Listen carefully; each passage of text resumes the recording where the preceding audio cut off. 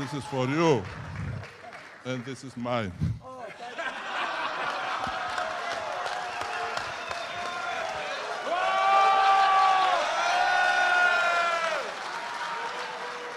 So the entire Georgian team came with one clear intention to today's press conference, and that was to bully Devon Larratt. And I'll have to say that they were pretty successful at doing that. First of all, Devon was kind of alone. Travis tried to help a lot, but in the end, it didn't really matter. It was kind of one of those cheap shots from Levan when we see in a boxing match when the fight is still on, but one fighter tries to be friendly. He pretends that he is coming for a hug or a handshake, and then he smacks him in the mouth and catches him off guard. That's literally what Levan Saginashvili did. Because until now, they both were friendly, and Levan immediately turned the burners on. He immediately turned the trash talk mode on, and Devon was not at all prepared for that. So first of all, it felt like it was kind of unfair to Devon because he was alone, as we just discussed, and on the other side we had Gennady Quickvinia, Levan Saginashvili, and most importantly Tourniquet, the translator, who appears to be kind of overly enthusiastic. And I'll say that for a translator, it is a good character, it is a good ability or talent to be that much involved, that much personally involved, because it makes things that much more interesting. Looked like he was enjoying the trash talking more than Levan and Gennady combined. And maybe he was adding his own flavor, his own words, I don't know. But I think to hype the event up, he did a really good job, but not for Devon Larratt, not for Devon Larratt. If I were Devon, I would be thinking like, man, I need to beat this guy up if he ever sees me alone somewhere. That's the level of translation that Tourniquet was doing. Great job, brother. I really like that. So Levan brought a diaper, an adult diaper. Maybe he was trying to show that Devon is old. He probably needs it right now or after the match. But the trash talk was so aggressive that it almost felt like bullying. This started with Gennady versus Devon. Gennady said that I don't know how anyone in this world can be so lucky that despite losing to me, you're still holding the title belt, which should be mine, or I should be facing Levan Saginashvili right now. And Devon immediately got riled up. And that's when the trash talks started between these two.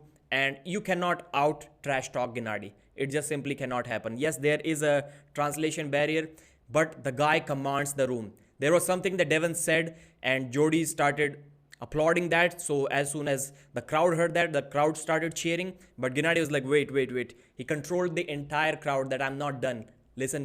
First listen what I have to say. So that was really commendable from him. The confidence was showing. It was like if you put two young men together, they get into that bullying mode, that high testosterone mode, and Devon was kind of left all alone after that. Devon did challenge Gennady for a $10,000 super match, which was not accepted by Gennady. It was a challenge for 21st of April, the next day after this Levan match, for the left arm. Gennady said that he has not arm wrestled for 8 years. Devon told him to shut the fuck up. If he has not trained in last 8 years, why is he speaking?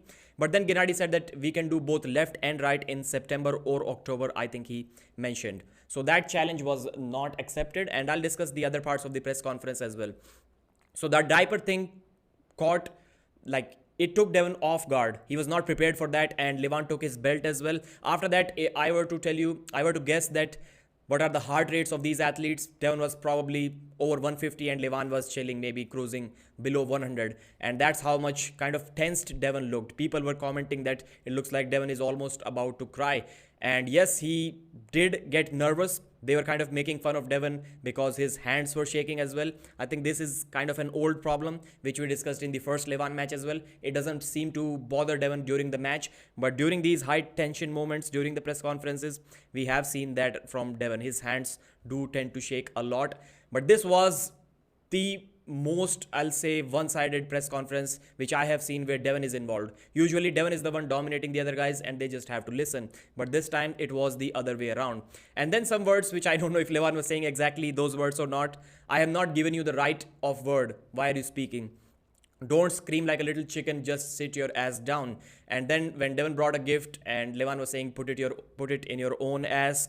When Devon talked about the oxygen cylinder, he was like, tomorrow you will go home with the oxygen cylinder in your ass.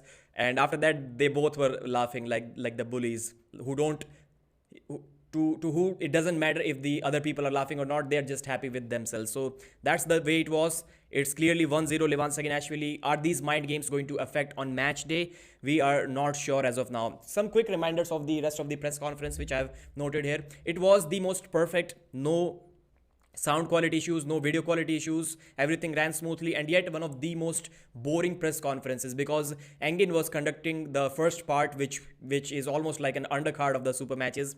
First part of the press conference, it took almost 90 minutes. That was crazy long. The main part took probably half as much time because Neil Pickup controlled it. Engin was conducting the press conference like he's doing a YouTube interview, which was not the appropriate way, because were you overpronated, were you under supinated, these things don't really matter when 10,000 people are watching a press conference. Beth Kelly Onyani, that's why I said the Georgian team came with one intention. So Beth Kelly last time messaged Devon that why did you predict me to lose, I'm going to win, and he didn't win of course, but Engin asked the same question this time if he messaged Devon or not, because Devon this time predicted him to lose once again, and Beth Kelly was like, it doesn't matter what Devon says because he thinks that he's going to beat Levan. So how much does his opinion hold weight? So that was the first bomb drop of the evening. Tobias Sparong said that he needs about 3 years to become number one. Camille thinks he's already top 5 or top 3. Andre Pushkar's wife and son, that was a really great moment. If you have missed the press conference, please do check that out in the first part. They were really respected, and they showed great respect towards Engin Terzi, East versus West, and arm wrestling in general, which was a very heartwarming moment for me. So, and one thing that I didn't like too much was Engin kind of forcing Arthur Makarov for the 10th time, surprisingly, to tell everyone publicly on camera that he didn't feel like he beat him. Imagine you beat someone and accidentally, like intentionally, not accidentally, but intentionally, you tell him that you didn't really feel like you beat, like I beat you because you got injured, and then the other guy forces you 10 different times publicly to say the same words over and over again. That kind of felt weird to me. But as of now, 1-0 Levan Saginashvili. Thanks for watching. Like the video and subscribe.